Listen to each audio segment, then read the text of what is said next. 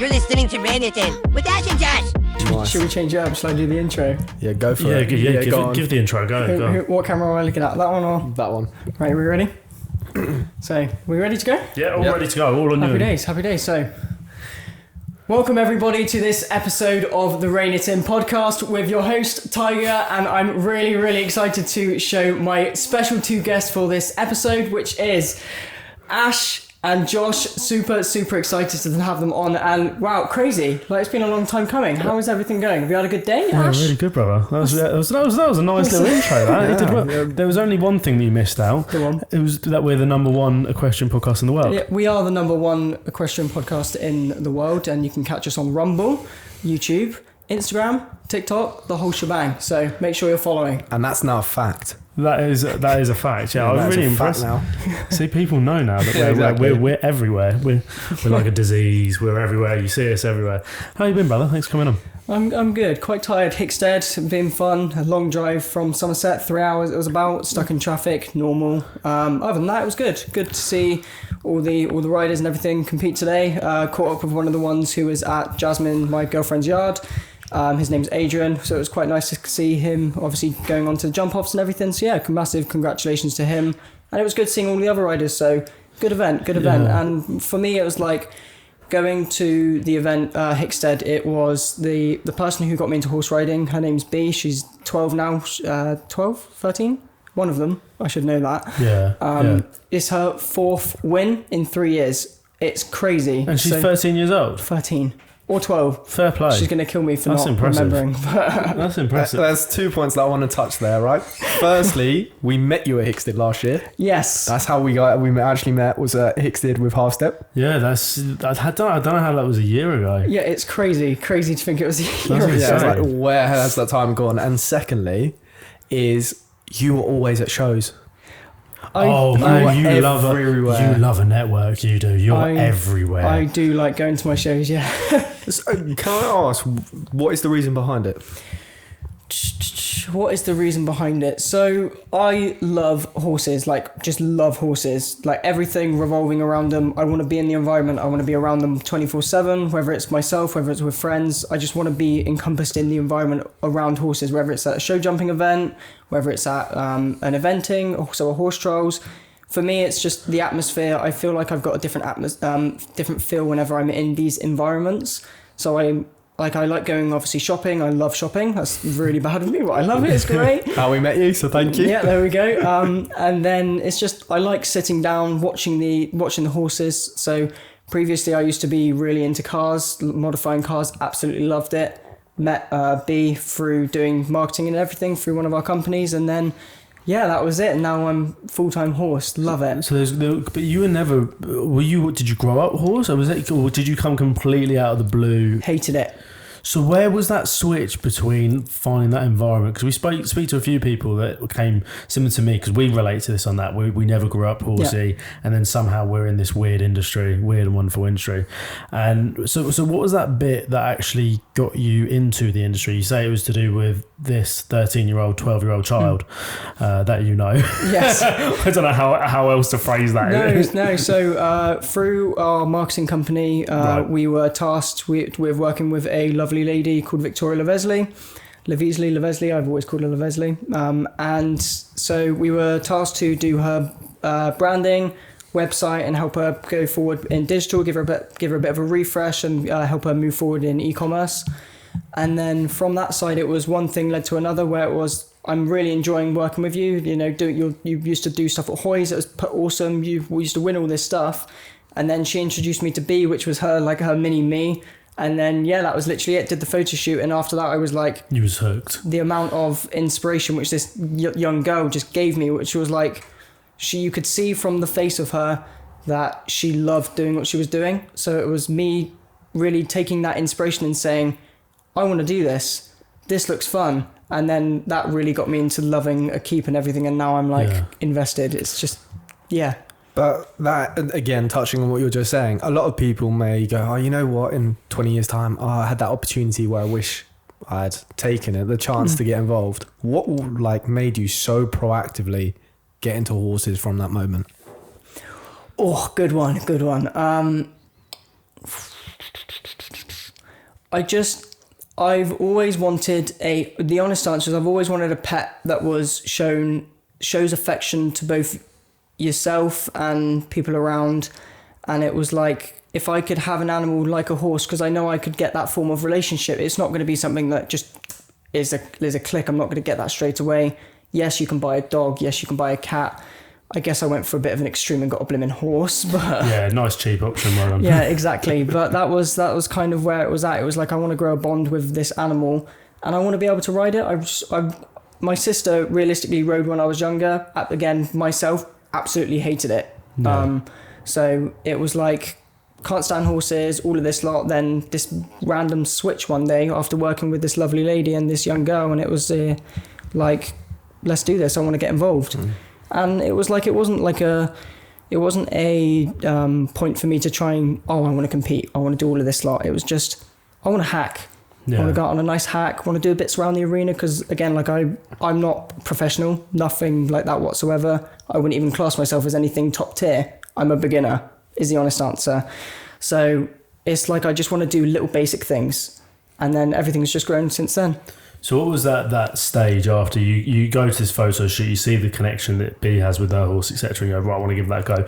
What did you do next? Did you start like taking lessons from people? Did you automatically go, Gumtree, where's a horse? Facebook Marketplace, show me a horse. I need to get one. What was your step like going further into this world? So for me, it was obviously for the client, finish the website off a get-go, get that done and dusted. Yeah. And then it was that was the point I was like, right, I finished this stuff. I don't know if I'm going to work with them again, for example, obviously, because that's life. I'm like, right, I want to do this. This seems like something I'll have fun with. I didn't tell Victoria I got a horse or wanted to get into it. I was like, oh, this would be fun, like to do that. And I knew that she could supply me all the equipment because I like the branded bits like a keep. That's always been my chosen. And from that point, it was like, right, who do I know from school? Because I'm 23 now, 21 at the time I was like, who do I know from school who I can speak to and have lessons from? Because I don't want to just go to some person who has won loads of events, does teaching and everything, because realistically, they don't want to teach a beginner. They don't want to teach someone who's just straight off the bat knows nothing, which at the end of the day, I don't know anything about horses. So my first person who I knew of was my friend from my maths class and tutor, Molly Smith. And then from there, it was, I can teach you, that's fine. She taught me, I learned for about 3 months, and then for my infinite wisdom, I was like, you know what? It's time to get a horse. 3 months down. And then I couldn't have got a better horse, which was a lovely thoroughbred X-Racer. Yeah, that's one way to keep the adrenaline up. Who everyone will know as Magic. Everyone, she's like my little Madge dog. So so that was that. That's how it all started. And then I've just started this journey with Magic since it was bought her officially on the 1st of July. It was probably a guilt purchase in all fairness, because at the start it was like I absolutely hated this horse like with a passion, because I rode it around the arena once, didn't know how to canter, did it one time, thought I was Joe Stockdale, which he should have responded, has he not or not, from the previous episode? No, he hasn't. Not yet. Joe, what's going on? We'll try to clip that again and see if he tries to respond this time. Exactly. But I don't know how many times before he gets a restraining order on us for using his name so frequently. If it helps the algorithm, it helps the algorithm. I'm not too bothered. It was like started riding her and everything. Like I said, I hated her with a passion. Started cantering on her. The first time I cantered on her, I was horizontal. I couldn't stop. I had 0 brakes, and I'm just going around this arena just in circles and circles. And I'm like, Molly, I don't know what she's doing. Please tie her out soon. And she's just laughing, like saying, hold back. And her mum's like, oh my God, what is going on? And I'm like, what do I do?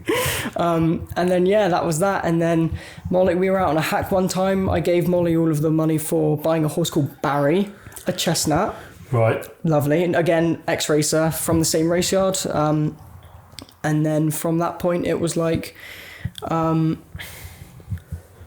she was like, I want to get rid of her. She's done on my yard. So I'm going to sell her now. And it was like, I had a point of like, I don't really want you to get rid of her. Yeah. But I know that the only way for me not to be able to get rid of her was for me to say, use the money for Barry, I'll have Magic. And that was just how it's been. And then Magic is stubborn. She is very stubborn. She that's a mare thing. Yeah. She's very stubborn, where I really wanted to grow this bond off the get-go, but again, my knowledge of horses was, I'm going to constantly be around it, and she's like, you can get away from me the whole time. And then it's women. Oh dear, I don't know. God. So yeah, that was a joke. That was 100% a joke for everyone. Come on, from a listening. long day, get away from me, don't touch me. I'm so sorry, darling. So yeah, and then with me and Magic, we just rode, and that was that. Had lessons from Molly. A lot more fortunate, obviously, having lessons every day with Molly. So 5 out of the 7 days I'd have lessons with her to obviously further enhance me actually riding, so I can understand the basics of how to ride, because I understand there's lots of things behind it and the fundamentals behind it. And again, the whole aspiration was, I just want to hack her, all of that lot. But because it was this ex-racer, I'm like, thinking in my head, she's going to be quite want to go. I'm going to want to constantly go, but really she's not. And it's only really taken me the last few months really to even realize that she is really calm, and she really listens to you, but only if you listen to her. So I would always get really annoyed and angry at myself when I'm trying to say leg yield or something, or try and do something, keep her on a contact, and I get angry at myself, which is just, that's how I always am. And then because I was getting angry, it's like she could sense it at the same time. So she would then be like, you're getting angry, I don't know what to do, what are you telling me to do? They pick up on emotions. Which then, it's like I went through a phase of like, I want to get rid of you. You're just really infuriating me. I can't do what I'm doing. But then that's because this whole side of me saying, oh, well, I feel like I'm a Harry Charles. I feel like I should be able to be at this level, which is not the case. I feel like I'm having to learn back from basics now with Magic from the ground up to really establish this bond, which I am slowly getting now, which I'm just super excited for everything moving forward with her. Yeah. Do you think you'd look to go and compete at some point? Is that where you'd like to give a go, or just you're quite happy chilling with where you're at? And that's the question. That really is the question. The reason why I would want to compete is, it's going to sound crazy, but from a social side, because I'd like to compete, and I feel like the next step for me is really, if I delve into dressage, show jumping, whatever the chosen one, I feel like I need to compete and then showcase it on social media, but then I don't want that backlash of people then coming onto it and saying, oh, you're this, because I don't really get that, because I'm just a happy hacker, and I just post videos of my horse. Yeah.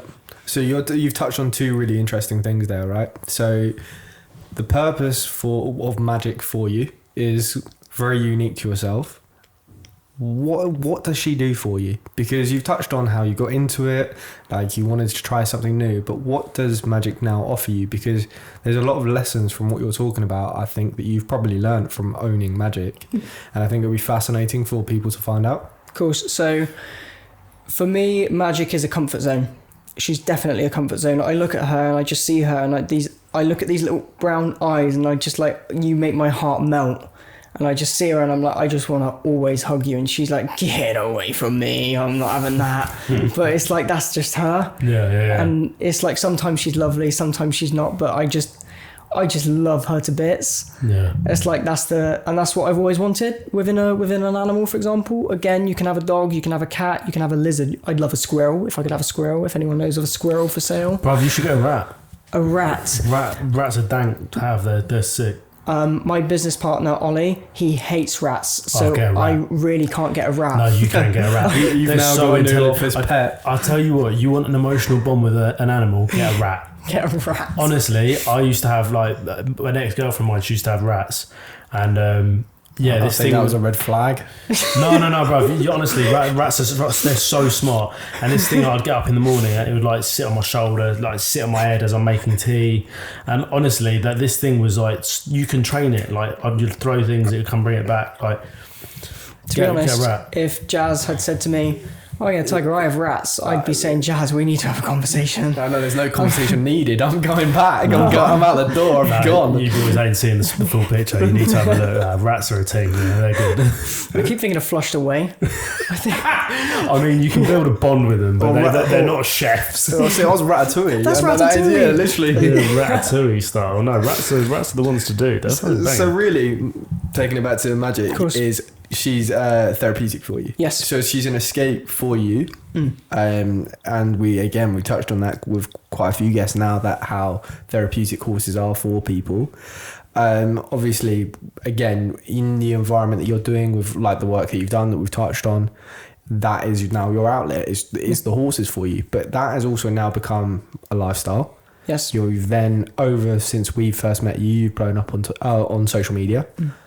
How does life now look for Tiger, who is not the Tiger that we met a year ago at Equestrian, the Tiger that we're sat talking to now from social media, and you were talking about the concerns you had from competing because of social media? Yeah, it's like, I feel like on social media you need to really... I don't want it to be limited, and I feel like a lot of people only want to post their best. I feel like if someone goes around a course, they're going to be like, oh, let's film it, let's get it posted online. But if someone hits a pole, doesn't go clear, it's like, don't post it, I'm going to get judged, I'm going to have this picked out, which then is quite interesting, because it's like, if I ever post something of me riding, which I do every now and then, just as like progress things, whether or not it's for a video, like a small short POV or whatever type of content, or if it's just here's how I'm doing, it's like I don't really feel like I've ever received hate for it. There's been one time, but that's because my leg was like further than the North Pole. I don't really feel like I've ever really received hate for it, if that makes sense. And if I compete, I know that I'm going to go into a realm of all of these different people watching the content. Obviously, I've got the audience watching it at the minute, but I don't really want to attract this new audience watching it and then nitpicking. That's one thing I don't want to happen. And it's like, I know that happens with the young girl called B. So she'll only post snippets of what she does, because there are people online who do genuinely like nitpick everything that you do. So it's like, if my leg was forward, or if I know I've got a habit, if I'm sat down doing sit and trot with magic, my head is looking down. My head is down. But that's just how I am. Again, people will be like, heads down. You need it to be up. You're bad. You'll get all of those comments, and it's like, what are you achieving? There's a lot of online coaches, aren't there? They just love to, and it's like, even when I was posting videos of me riding, and like you, like, clearly I'm not a professional. I wouldn't even class myself at beginner level, and you still get people, put your heels down, you're tucking, you got to sit there. I'm thinking, I honestly care very, very little. It's not that deep. It's not that deep. Yeah. And it's almost so quick to have an opinion in this industry, which has it puts a lot of people off, unfortunately. And it's like, for someone who wants to start creating content, I feel like that is a worry point, why someone might choose against it. 100%. Again, for example, going back to when I was younger, so during school time, year 9, even year 7 to year 11, if I wanted to start doing social media, YouTube for example, because everyone wanted to do YouTube, it was a thing back then, it was like, oh, I want to do YouTube, that's awesome. I would be scared to post something, because I didn't want to be deemed as something like, again, I'm not trying to be stereotypical or homophobic, but I didn't want to be deemed as gay. No. Or, oh, that's embarrassing. Oh, you do that, you think you're a kid. Something like that. I didn't want to do it. And then that's really how it's ever been. And I think that's a massive stumbling point for someone. So going back to the point of competing, it's like, if I was a young male, for example, say 13, and I want to start posting content online of me competing, whether I'm doing 50 centimetre show jumping unaffiliated course, or just going around the arena, or doing a dressage test, for example. Again, I don't know much about dressage. It's like, I feel like I would be scared to post it out there, because I don't want to receive the hate for it. Yeah. Do you feel like you are slightly worried about putting things up there because you have a small fear or anxiety of being judged by others? Yes, absolutely. Even to this day, it's like, I'm very thankful. I think I've got about on TikTok 123k or something like that, which is mind blowing. For it only have been a year and a month. Sorry, it's around that, and it's like I've got all of these people watching me now. I don't want them to watch something that I post of me riding and then start nitpicking it and saying, this is this. I am scared about it, but then it comes to a point of, when do you overcome that fear? How long is it going to be until you overcome that fear? Is it a case of posting that first video, getting it out there, maybe taking a bit of backlash for it, maybe not. It could go one way, it could go another, or it could just be slap bang in the middle, nothing happens. It's how do you overcome that? What do you do as the next steps after? That's really funny for me because over the year we've had some really interesting and intriguing conversations. I've obviously witnessed you blow up on social media, and from knowing you, I'm not going to sit here and say I'm your best friend, but I do relatively know you quite well. I would not have thought that at all. And I say this because I would say you're the most honest and open person in the equestrian industry as a sort of content creator. You're so transparent with everything that goes on that to hear you are concerned about what you're posting, for me, is mind-blowing. Yeah, so I'm the complete opposite. I could see it 100% because I see it a lot from me and I can relate to that. And I've always, like you, had a bit of fear, anxiety, whatever you may call it, about either being judged or what people are going to think. And it's weird because we do social media, yet it almost feels like the chalk and the carrot thing. It just doesn't make sense. But in what I would say and argue against the difference between you is how transparent Tiger is with his lives. Like, he will go live and be talking and communicating with his people. You've been so honest and open about what's going on with Magic. Like, I'm saying, you're so transparent. Yeah. Whereas we were probably... I lie. Yeah, well, no. We were more sheltered with our lives, and a lot of the content, like, it wasn't necessary. The content that we were producing wasn't actually about us necessarily. We basically just put up our horse girls are fit for exactly. a good 7 months, and just did the whole looks like I've got dust in my eye, something just stings, and they're just looking at the camera and it works. We should have all worn wigs at the start. Yeah, I'm so happy that I'm moving away from that content now. But then you moved on to skits, whereas like I say, your content that you've created is literally your life with your horse, and that's what that's where I'm getting at in with the transparency side of things. Is you have been so honest and open about this, you learning literally all of it. You're live every single day pretty much. I see you go live. Most of the time I would be live. I want to on that, just what we was talking about earlier, do you want to talk about that? For getting on the camera and everything? I was going to get onto that bit, in all fairness, with the lives. It's like... It's like he teed it up. It's like he knew. Yeah, so it's like... I loved doing lives. Now, with social media, with the businesses and everything that we've got going on, I treat social media like a business. So I'm looking at statistics and everything. I'm seeing how it works. I'm seeing what times people are watching. I'm seeing for example, when's the best time to upload.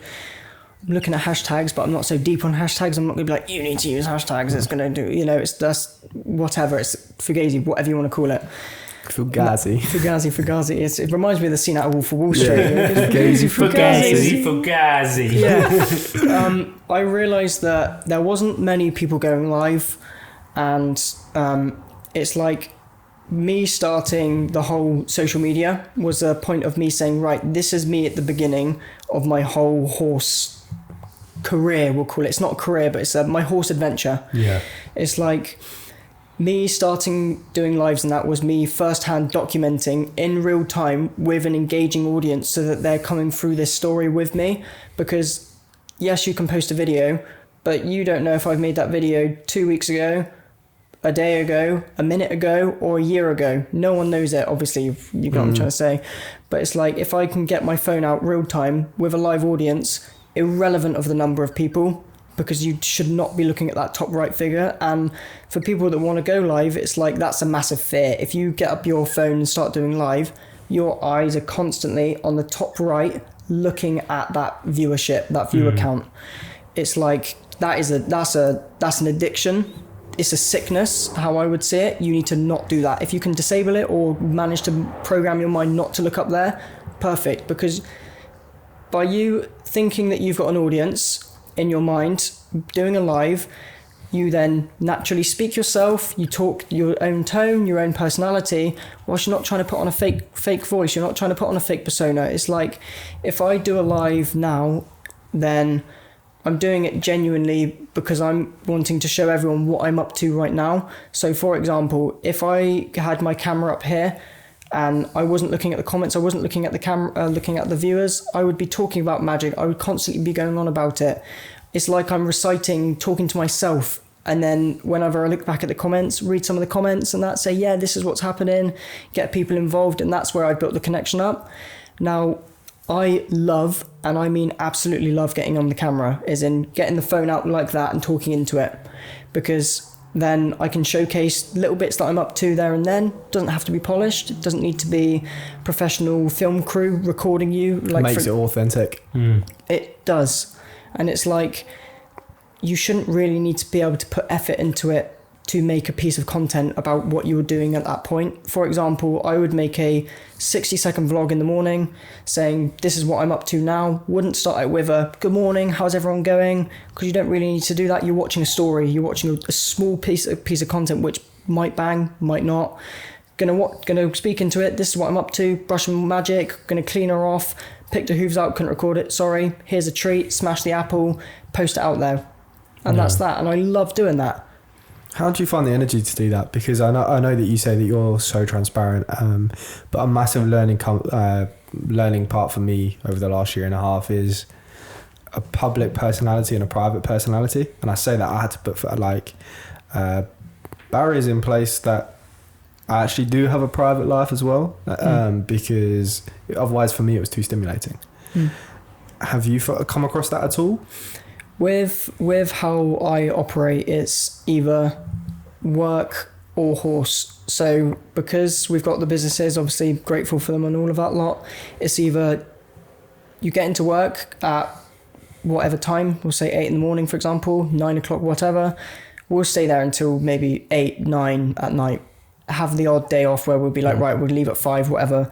And then it's, right, crack on with that. Go to the yard, because magic for me is, like I was saying earlier, she's my comfort zone. Magic is my comfort zone. She's my de-stress from work. So everything that's happened on, I can go to magic, block all of that lot out, and then just focus on her. Yeah. And that's how I manage it. Which I totally understand. But then, like I say, touching and bringing social media to that is where, for me personally, I would find that, for example, on previous podcasts I touched horses, because I've worked with horses, no different to you. For me, I don't get that calmness, I don't get the relaxation that people can get from horses, and I understand why, but I don't. For me, I go to the gym and that's my mental sanity, etc. But for me, I couldn't go in there and live stream or showcase what I'm doing. I do now and again, a bit of progress or what have you, but not massively, because for me that's the time to myself to get that mental clarity, to clear my mind, de-stress, etc. So I've always found this extremely fascinating with you, how I assumed, because I hadn't had this conversation previously with you, that you would de-stress with your horse, but how you can still de-stress but still be on social media with that energy. It's like you said, you see, like when you live stream and you look at the statistics, you look at that as like work. So how there is no compartmentalizing the two, if that makes sense. It is almost like going from work to work. It's essentially, yeah. But it's just, that's just how I'm programmed. Yeah. It's like, you could argue when is enough enough. Yeah. In that sense, it's like you go from work when and then in theory, that's enough. It's like when do you stop going from work to work? But it's like, as much as I say that, obviously I'm looking at all the statistics, I'm seeing how it's happening, I'm watching different creators and everything, seeing how they're operating and what they're doing, and trying to understand, okay, so if that's happening here, there's obviously a trend or whatever it is going on from this side, not a music trend or something like that. I'm not interested in that. It's a really difficult question, really, because it's like, I don't actually know the answer. It's just how I've always operated. Yeah. It's always what's fascinated with me. Like, your mindset, the way you work, has always intrigued me on your perspective everything around you and the way that you're wired, I've always been like genuinely amazed at how you function, because you work at such like a high level with everything you do. I've had the luxury of having some personal conversations and found out everything. So for me, I've always looked and taken inspiration, and we've had some really good conversations, like I say, off camera as well. You're like and this is a serious compliment. You're like the Mr. Beast of the equestrian world. Oh God, it's a big one to step up to. 100%. You need to start like £1 million live streams. What I'm going to start doing is doing it like.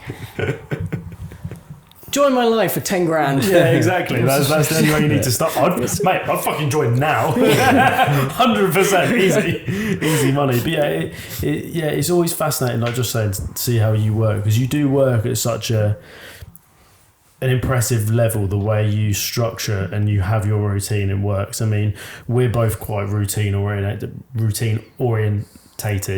and if we're taken out of that, it goes a little bit to mess, and we're working on quite a lot of different things at the moment. And to see you do it and it almost looks seamlessly, it's impressive. It really is really impressive. Deep down, it is very stressful. It's stressful with everything that goes on, with work and all of that lot. It's like you need to be able to operate a successful business in 2023. You need to be able to have the mindset of, right, drop what you're doing, go, because there's no point in waiting for help getting a handout from someone. You need to say, right, if I don't do this, Love's not going to pay for a food shop. I can't go up to the counter and put a mortgage and say, oh yeah, okay, so you got a say 300 grand mortgage. Oh no mate, I'm going to pay with that with my Doritos. With my Doritos. Do you want some? Yeah. No, the currency is Great British Pound. You need to work.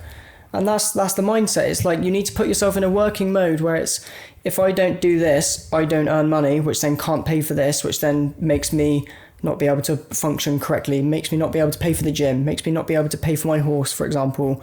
And that's the mindset it needs to be. So going from work to horse is a great de-stress. That's how I've always operated it. Over the last few months, obviously Magic being lame has been a bit of a mental one, because it's almost been more stress.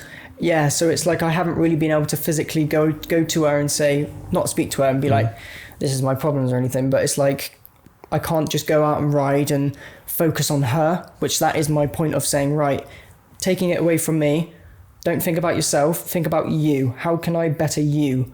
Even though I don't really know how to ride a horse, it's like, how can I learn from what you're trying to tell me when I'm riding? That's really funny, because focusing that's a coping mechanism. My coping mechanism, and what's like interesting for the viewers, yours is focusing on your horse, mine is focusing on myself. And we're doing it for the same reason, we're doing it for de-stress or whatever, but you're wired in a completely different way to I am. And I find that absolutely fascinating.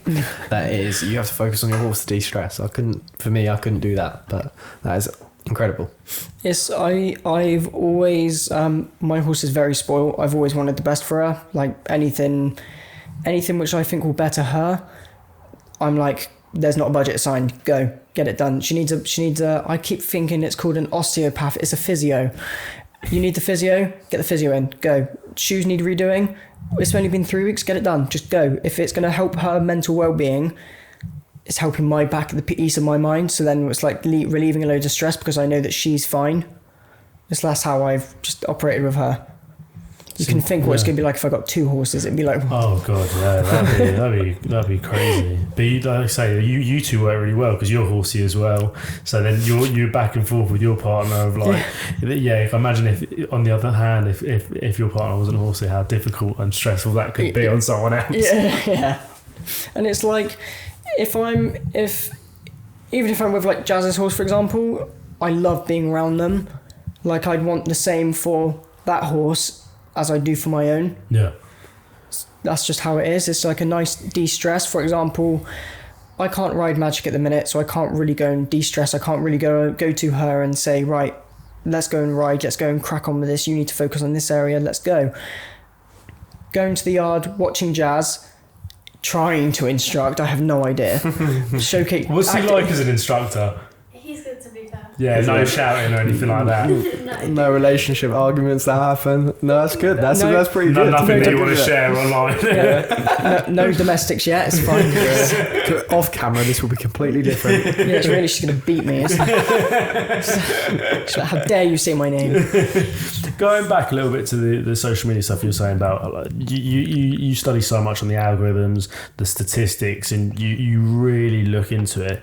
Someone that's listening to this goes, you know what, I'm going to take the leap. I want to be a YouTuber or a TikToker or a Rumbler or whatever it may be. What's the Threader now? A threader.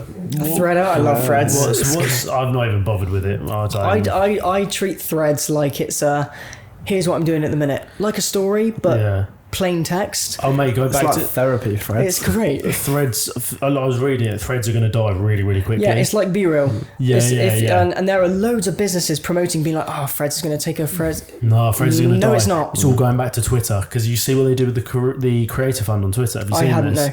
So when they initially announced that they were going to start charging people for verification, which they did before Meta, and everyone kicked off about it because they were like just verifying any account. So it could be like, it'd be like Joe Blogs. You could be anyone. Obama_1. You're like, oh my god, the Obama's just tweeted me, but it's just like Stephen down the road. Yeah. And everyone didn't really know where this money was going. There was a big time on Twitter where people were going as Elon Musk and going verified. Yeah, exactly. It was a back and forth, and it's really clever because it's almost like, in the corporate world, this must have been known behind the scenes, because Musk obviously took all of that finance that came in from consumers of Twitter, held it in some like Guantanamo safe somewhere out the way, almost like he knew that Zuckerberg was going to do Threads or whatever, and he almost went, right, I'll let you win this battle for the time being. Everyone went, oh, Threads is amazing, had the highest consumer rate from platform to platform, and everyone was all over it. And then there was that talk about, oh, is Twitter going to sue, etc. Uno reverse, Elon Musk brings out a creator fund, and for anyone on Twitter, you don't even need to be posting videos now. You just need to be interacting with the act. I have seen this. I've heard of this from. Did you see the girl that got paid like $7,000 for just retweeting and liking? I hadn't seen that bit. No, mate. Honestly, it's got like 2-point-something billion in this creator fund. But this is what he's turning it into, X, isn't it? This was his initial idea back from like 1999. You're going to be able to like pay with currency on this platform soon. Yeah, that's where it's going. Like, you'll be able to. He wants X to be able to do everything you can possibly do. You see the guy that because it's changed now to X. My emoji for it is now X. Did you see the guy that had the username X? And how yes, so some guy had @X on Twitter. Yeah, and obviously Elon Musk is like, I'll be having that, and he was like, no, you're not. It's my username. I've had it for years. I think it's like a personal / company one. Had it for 10+ years, like even locked his own account so Elon Musk couldn't take it, and he got to the point he went, look, okay, we're gonna take it. It is as simple as that. He said, but what we can offer you is some Twitter merch, and you can come and have a look around the offices. I'd be fuming if you've got Elon Musk, one of the richest men in the world, and he's just offering you to have a look around the Twitter office, and he's not even going to at least offer you 10k. I know, but think of it like this. It's like, is your username your IP? Is it your intellectual property? I'm saying it's not. Neither. I'd be interested to see you haven't bought it, have you? Still. For example, if you... Technically owns the platform, isn't it? Yeah, exactly. If you, for example, if I created Justin Bieber, @Justin Bieber on Threads, I wouldn't be able to, because obviously the whole Threads bit, and that's something I'm going to go back to in a minute. If I created Justin Bieber on Rumble or whatever, you know that if Justin Bieber wanted to go onto that platform, they're going to say, look, mate, thanks for using our platform. You're now Justin Bieber 1. Yeah. You're like, we've got someone of a public interest, but that's because you don't own that IP. Yeah, they can show who they want to give it to. Yeah, exactly. It's up to the platform who, don't get me wrong, you can build a brand upon a username. Of course, everyone wants to have the same username, but you don't own that. Yeah. Tough. It's like they take all your data from it. Yeah, sorry, mate. That's that. Yeah. It's like all the things you upload onto. Again, I would have reason to believe this is true. I might be wrong. If someone wants to say it's wrong, obviously I'm crack on. It's not a problem. But the things that you upload onto social media, it's not your IP anymore. No, it's not. No. Well, that's where you have like the issue now coming in with artificial intelligence. And we were having this conversation earlier, and I was watching a conference that ChatGPT did, and they can like similar to like they've got all the Eric Cartman songs are going viral at the moment, and like the covers, which is fucking brilliant. But they can replicate. They only need 3 seconds of audio or video to reconstruct. It's all they need. Love it. That's it. So what they've had doing, and there was an article about this, it's an incident that happened recently in the States.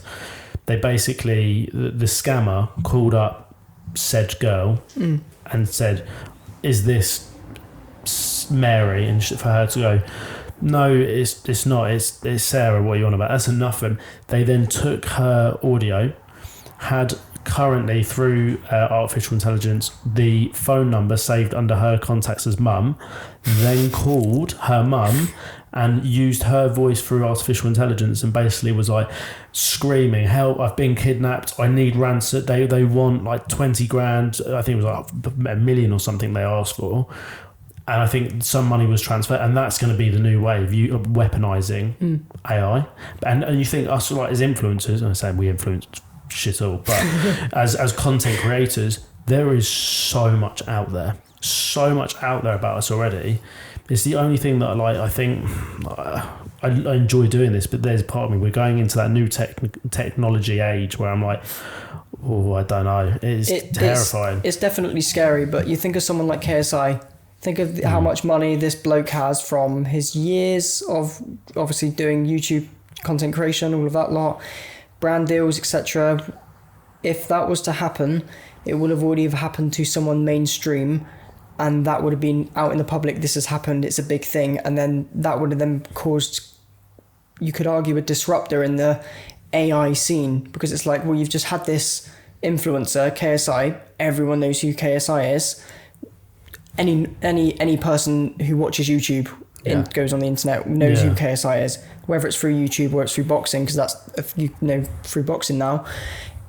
If something like that was going to happen, it would have happened to someone already. Much bigger, more content out there. The biggest thing now is integrating it into businesses. And we've been looking at this morning, and we came up with some pretty crazy things how it's going to transform businesses. I would happily run a company on AI. Oh, 100%. Happily. Well, in Hong Kong, there is a director of a company that is a robot, and he makes all their decisions. I think that's good. I think that's interesting. Emotion's taken out of it. That's the thing. He doesn't have it. So, boom. This is statistically, this is what needs to be done. ABC. Emotion's taken out of it. Is there any way that you think that AI could integrate into the equestrian world? Oh, 100%. How so? Straight away, you can literally, with AI, the simulations that they could be doing for no different to what they've done for Barbie. Did you see the premiere where they actually have in, I think it was like Dubai or something, it was like all holographics that they had and everything involved in that, and that was all designed by AI. Think of tennis here. If you hit a tennis ball, say I'm Andy Murray and I'm playing a tennis match, if I hit that ball and it goes out, you've got the screen coming up with you telling you exactly where that's gone out of the field, out of the pitch. Why couldn't you incorporate that and do something? This is how you performed during a dressage test. This is how you went over the jumps. This is how you looked and what it looked like from this perspective. If you went over this cross-country jump. I can tell you one really big problem with that, though.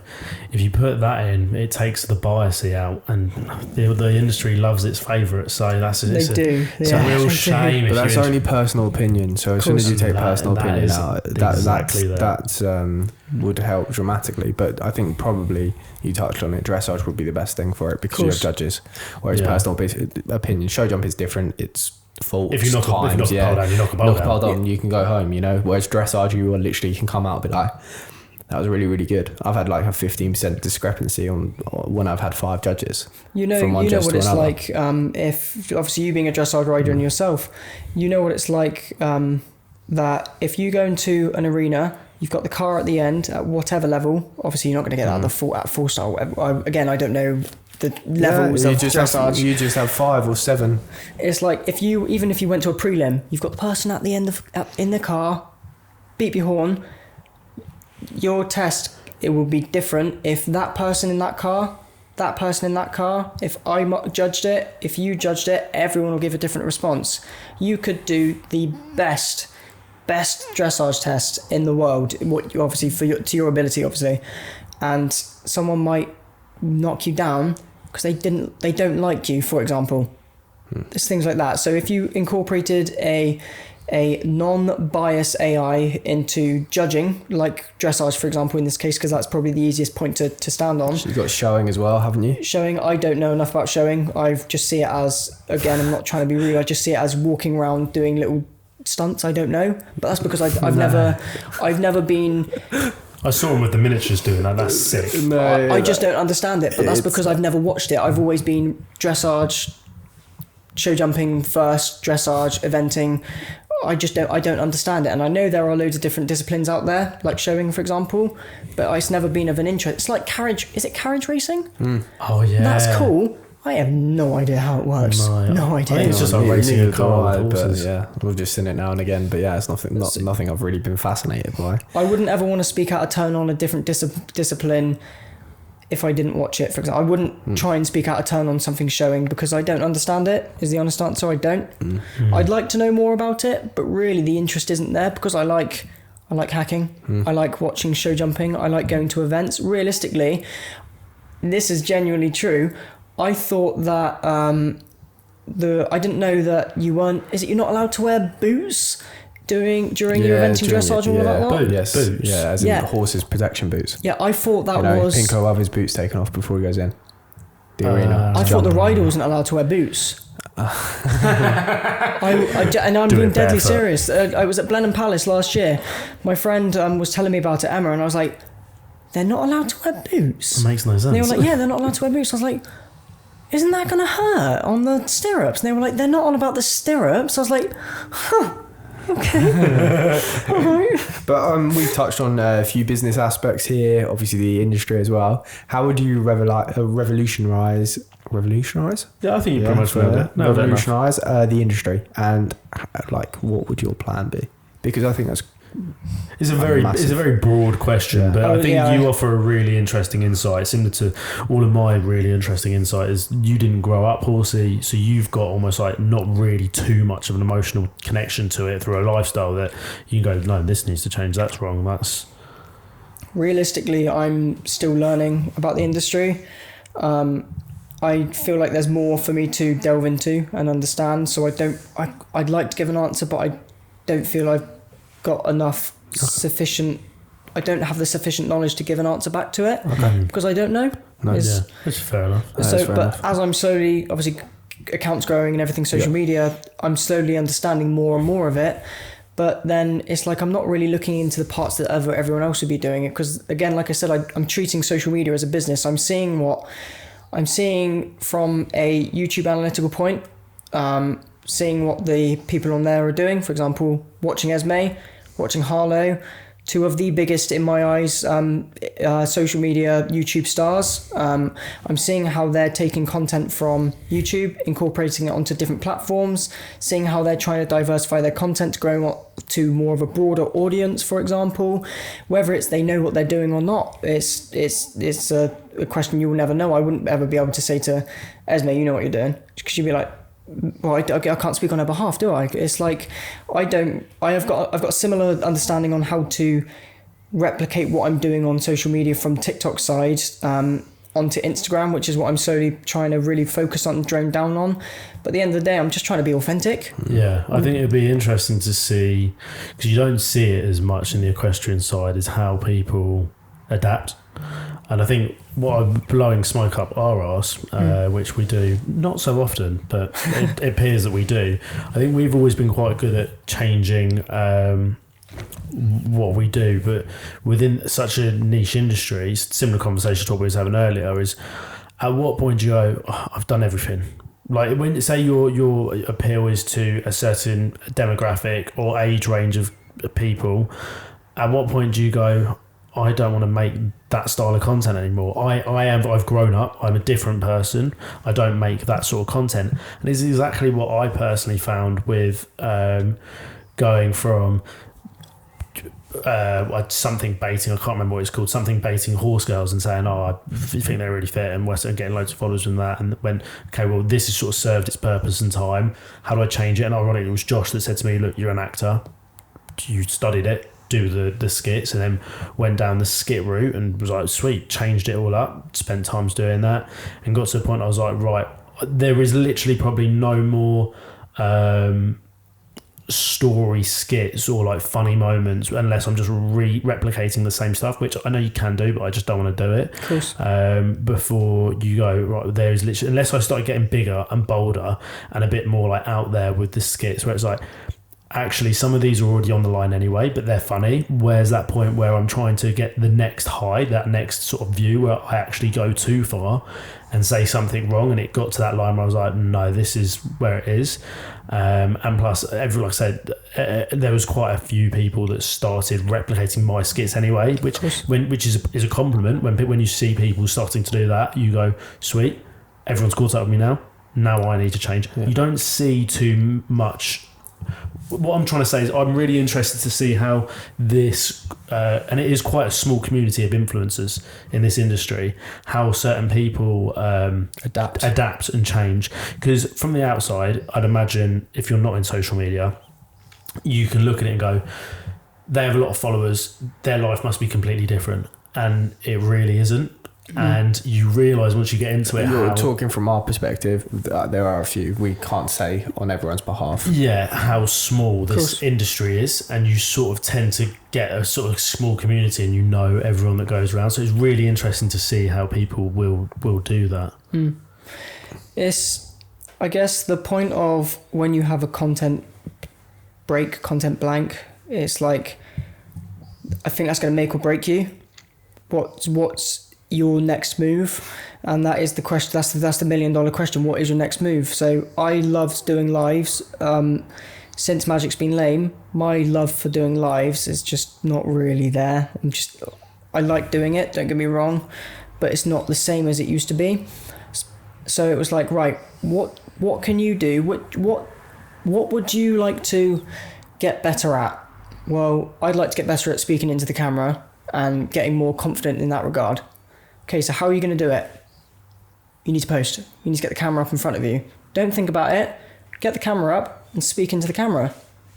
Because that's what you like doing. That's what you want to grow more into. You like doing little vlog bits. You like showcasing what you're up to and that. Treat it as a live, but in short form content to go on to stories, reels, whatever you wanted to do. And then that's how you would then slowly work out what you're wanting to do with your channel and everything. You're able to use that as a point to kind of have a mini break at the same time, but still continuously post, because you're always doing something at the yard, aren't you? You're always doing something, whether or not you're going out competing, you're going down the yard to poo pick, to brush, whatever. Make a video. There's no harm in stopping you from making a video of just speaking in front of the camera. Now, it's like you can do that, and then the next question is, right, okay, so I've got 23 followers on, I've got 123 on TikTok. Let's move on to a different platform and try and understand how that one works. So the next natural place would be, well, everyone's got Instagram. Instagram will be the next, is my preferred one. I just love Instagram.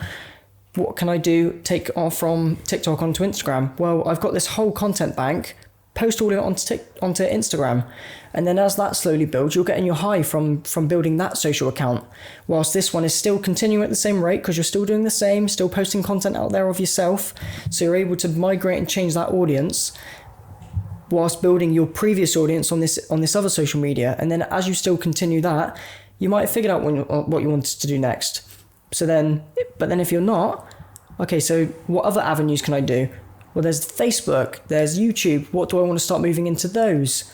How can I make it work in terms of the content style that I create on TikTok as it needs to be onto YouTube? There's loads of different things that you can do on that. But the mental fear is, you could say it's all about people say, there's no better high than you opening up your phone and saying, I got 100 followers yesterday. That's awesome because of that picture I posted or that video I've uploaded. See, that would so bad. That's a really bad state to be in. Of course it is. Yeah. You need to channel yourself out of it. then from that point, it's like, all right, I'm gonna focus on this channel. I'm gonna focus on this one. Slowly grow those out. But then the mental fear is, do I really want to do that? Is that really the right route I want to follow on? Is it not? Do I just follow everyone else and be a sheep in a herd? Or do I try and be a maverick? What can I do to be different? I was basing a lot of, for a period of time, a lot of my happiness and I think acceptance, similar to what we were saying about like how people see you. There was a short time off of the notifications, and I mean I never had notifications on my phone that come up, but when I got on the app I'd always be there. And so you had one video that did really, really well, genuinely that endorphins or dopamine from that would literally only last maybe about 48 hours, and then all of a sudden I'm chasing the next one. What am I going to post next? What am I going to post next? And to the point where like, I don't know if you sat me down on I think it's a sickness. I do think it's a sickness. Honestly, and this is why I don't post. I do post like the content we do a lot of work for London International. We're working with Hoys this year. Works with some really incredible brands. You might have to bleep that out. Okay, that's fine. We're working with them this year, but that is it's a more mature and grounded content, and we actually enjoy doing that. Yeah, but I was quite lucky because I've been doing this for 4 years now. I've been doing it probably a year or so and a half longer than Ash, because I started right at the beginning. I started at the beginning of lockdown. That's how long I've been doing this now, whenever that was. So I went through that process extremely early on. I was lucky because I was able to tell him like, whoa, like honestly it takes over your life, so you've just got to separate it and move on. Now it doesn't affect me in any way, shape or form. No. But obviously everything we're now talking about has evolved around magic, etc. So one thing we actually haven't touched on is you've said about magic, whether or not you want to update, because I know a lot of your fans will be listening. How is magic? How is she looking right now? I think she looks the same. I think she looks the same. I've said that from the start. I bought magic, known her to be exactly the way she moves and everything, understood she's weak on the left hind, all of that lot. And then for me to have taken her away for the weekend, not do anything crazy, not like gallop on a road, for example, and I know that's quite extreme, not canter on a road, for example, for a long duration of time, or do anything stupid, or misbehaving, for example, whilst on magic. I took her to Cheshire. I don't think anything happened, but I'm going to say something's happened, because when I took her back, apparently she was lame. Had the vet checked all of that lot. She said she's really lame. She looks the same as she did when I first bought her. And it's like the mental point of knowing that I've got this horse, which I think I can ride now, but because I haven't ridden for long enough, I'm arguing I've only ridden for a year and a half, 2 years, maybe, something like that, coming up to 2 years in September. I don't have the knowledge to say I can ride her now. No. It's like at the start I had no idea what was wrong with her, no idea, and it was like, I'd take you to the vet will tell me what's going on. Had the treatments in, I don't even know what it's called, I'm going to just point out, it was like whatever the hoof is, the bit there by the hoof. Hock. Is that it? No, that's not the hock. Oh, I thought I'd throw a bit. Don't worry, I was going to say stifle. It's not the stifle either. You might be on about the peel bone. I have no idea. It's like that bit there. So say that's the hoof. It's like that bit. It's what's it called? It begins with C. Coronet band. Yeah, it could be the coronet band. Yeah, you probably had the coronet band up. Just hoof. It's just so it's literally the back of the leg. The bottom part of the horse. I really hope that I got that right. I have no idea. It's like it's just the leg, the hoof. Had that checked. Same. No difference. Had that bit where the splint bone is, not inside it, but on the. I have no idea. That straight bit. Yeah. There, the same. And then I think it is the hock. Yes. Had that bit checked, exactly the same. What did I say? Did I say hock? Yeah, if you said, but for the health, you pretty much said hock. It's in the same area though. Don't worry, I was going to say stifle. Hock is pretty much the elbow. Oh yeah, for some reason. No, I'm not going to say that. I should have just done that as like an example. Yeah, that would have. Yeah, to be fair, I have no idea. I don't know how a leg looks. It's just, leg. I know. So had that checked, nothing was up. Like, it was exactly the same. Lunged on all of that lot, still apparently limping, even though I'm looking at her and I'm saying, you're normal. To me, you're normal. Shown it, made a comparison video of me riding her ever since to now. Well, obviously lunging her now. And it's like, people have said, she looks worse than she does at the start as opposed to now. She looks much better now. Some people are saying she looks fine throughout the whole thing. Some people are saying that she looks fine at the start, worse now. The issue is, right, and this is a massive thing. Firstly, is the issue that you're in is you're having to put your trust in people, which is always difficult because you're a problem solver. So a lot of the time you're fact checking, you can find out this information, but unfortunately this is learning experience. And also when you talk to people, you can make people see things that aren't there as well, which is extremely difficult. We had a coloured horse that failed the vetting because of its markings being coloured brown and white. It looked lame. Because of the colours, the way it was, it looked lame. It failed the vetting. I literally was like, not a chance. That horse is not lame. I can tell you for a fact it's not lame. It's so well looked after. And we did it like 5 or 6 more times. It's just like, guys, I'm so sorry. It's the way the markings are. It looked lame to me. So these are so many different discrepancies that can happen. When you're saying, look, I think there's an issue on the left hind, people are going to see that without saying it. The best thing I find would be asking for people's opinion without telling them, oh, what do you think of this?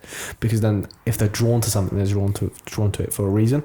That's the best thing that I found. But hopefully from the last time we spoke, it's looking a little bit more positive. I think she's like, my point of it now is I've had this x-ray done. I've realised she's always had this bump there, right? And I've just known that as a thing. That's Magic's little bump. I've been like, bump.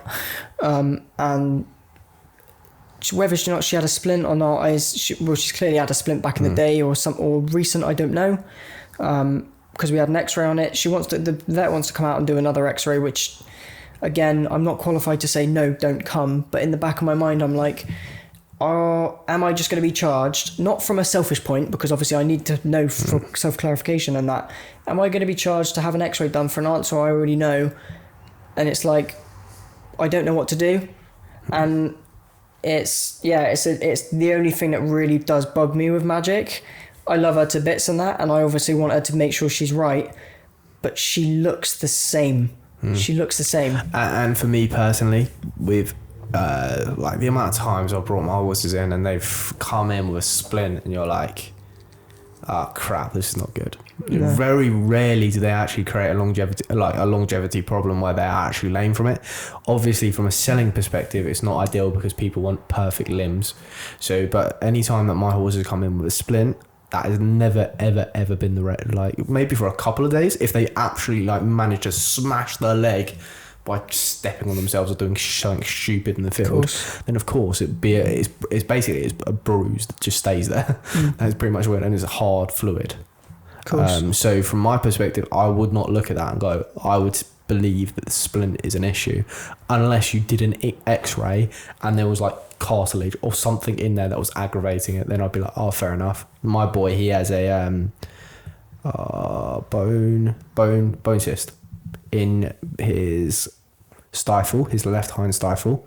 Jesus Christ, that's bad. His left hind stifle. So he has a bone cyst in there that potentially could explode, but it's a bone cyst. So of course there's aggravation in there, but he gets consistently medicated to make sure that he's absolutely fine. He's happy as Larry and he can do his work no end. We do have the slight concern one day that bone cyst could pop. No different in a human. A cyst could pop and then it probably might look slightly different. But that for me, from a splint point of view, I don't look at and say, if I turned up and was looking for a horse, it would not put me off buying a horse because I would not believe that could make them lame. So from my perspective, I would literally say to the vet that you do not need to come and do another x-ray of a splint. For me, that is where it's very difficult to monitor vets because they can very, very easily either rack up a bill for your insurance or yourself without actually moving forward. Of course. It's a really difficult one. It's like, I always go back to the point of me only riding for a year and a half, 2 years. I don't have the knowledge or I don't have the qualification to say she's rideable. It's not even that. It's also a network as well, because I'm pretty sure in your business life that if you had a problem with something and you were unsure of, you probably could jump on that phone straight away within 2 minutes. You've got your answer. Yeah, exactly. And that is why it's very, very important. No different to the guy that I use as a vet. Your girlfriend now uses as a vet. I use as a holiday destination. Because he's awesome. And he's so incredible. So good. He's keeping Charlie moving forward with Pinko, and he's just such a decent and good guy. So, and he keeps my horse sound, which has a problem that is quite severe. He's got a bone system in his stifle. It's going to cause obviously so many things. One day something's going to happen. Of course, and no different to he's extremely weak behind. So we've done so many different things to help him strengthen all his ligaments. So we are already preparing for him to have problems with his stifle. So we're doing everything we can to help him now to make sure that stifle he's not putting too much pressure on that stifle to then, because if he starts compensating elsewhere and then et cetera, it's going to have detrimental effect. So we can definitely talk more on this later. That sounds like a really dark way to round the pod up. Let's try and end on what's out of all the shows that you've been to, what's your favourite? Why Hoys? I love the atmosphere of Hoys. The atmosphere of Hoys. You didn't even wait for me to finish. Didn't even need to, because my favourite defined show. I wish you'd gone to Olympia when Olympia was Olympia. I absolutely hated horses then. Yeah, but I'm saying if you went then, Olympia when it was Olympia was the best. Now it's moved to XL. It's not on the same level. So to me, I think I love London, but that's the first show that I ever went to. That's all I see that as like horses to me. That's my. For me, it's like when I say defined show, it's like, are you on about a horse trial or are you on about an actual show in an arena? An arena being like an NEC, like an Excel. Well, an indoor and outdoor show, basically, we're talking here. I think indoor, you'll probably say Hoys, and outdoor, Badminton. Badminton, exactly. Yeah, Badminton was the very first show I ever went to, a horse trial I ever went to. Had an amazing time. I took Molly with me. We loved it. It was great. I remember we spoke about this literally at Exton last year, because you literally were like, you want to hit at Badminton, were you? And we're like, no. We weren't. The party scene would have been dangerous. And then Hoys for me is just... I went to Hoys this year. Obviously, I'm thankful I went hospitality and everything on Friday night, Saturday night, dressed all black tied and everything. Had a great time. It was amazing experience going onto the arena on the pre-sance, getting photos and that. Obviously, I understand that's a privilege. I met so many people who I now consider my friends, who I speak to day in, day out at Hoys than I've done at any other show. It's like my main congregating point every year is Hoys, and I like going there because I know I'm going to see new people. I know I'm going to see the old people, and we're all going to have a good time. It's like for me, it's like how you've got the capital of England is London. For me, the capital of the horse show world industry is Hoys, because you've got all of your shopping there. You've got all of your obviously you've got the main arena, Andrew Bowen Arena. No idea. The main arena, big boy arena, and then you've got Top Spec, and it's just that's my main congregating point for the year. And it's like everything throughout the year has been building up to Hoys, and that's that. And then it's like, right, you've done Hoys, you can chill now. Chill, have fun until the event season starts again, which then starts with Badminton as a bang. Yeah. That's how I treat it. That's amazing. Interesting. It's funny how everyone has different their different shows that they love and prefer. It's Hoys is a good one. Hoys will be a good one this year. Yeah, I'm looking forward to it. Good one. Like I said, yours is coming out after Carl's Knights Middle England. Well, there we go. And they've got the Greece. They're doing Greece. Lightning on horseback for the first time ever. Multiply it. That's going to be so good. I think he's sick. I'm looking forward to it. Tiger, thank you very much, brother, for coming on. I think a lot of people will have seen a very good insight to you and a really interesting insight to you. But from it's one thing when you're on a live and you're sort of just going off of what you're doing or like going back and forth with comments. I think it would really sort of be interesting to you, the people that follow you, seeing how engaging you are and stuff like that. And I know this has been your first podcast, hasn't it? First, yeah. Oh, lovely. I'm happy that we've taken your podcast virginity. Well, thank you. It's been, no, honestly, you've done really well. I've really, really enjoyed it. And thank you for the continued support that you give us. And really, really value that. And really appreciate you, brother. That's fine. That's episode 15 over and out. No, was that 14? 15, mate. Oh, okay. Well, this is I also... just fact. That's what Just- I that's what we was just checking. fact Fact check. This is also, if you are someone that watches this on YouTube or Rumble, this is actually the last time we will be filming in this, I'm going to call it a studio, so it makes it look... It does look like a studio, doesn't it, when It's you quite come in? warm to the touch when you come in here. It does. I should have advised taking the jumper off beforehand. It really does... It is a bit hot. It does get... It's the studio lights. They pick up the heat. But this is the last time we're in here. So post this podcast, we don't know where we'll be. We're relocating. So thank you again for watching or listening. Make sure you subscribe, share all the clips. That really, really does help. Statistically, it's doing really well, Tiger. That's fantastic news. It's doing really, really well. So it means a lot to us. Sweet. We'll see you on the next one. Peace. Oh, lovely.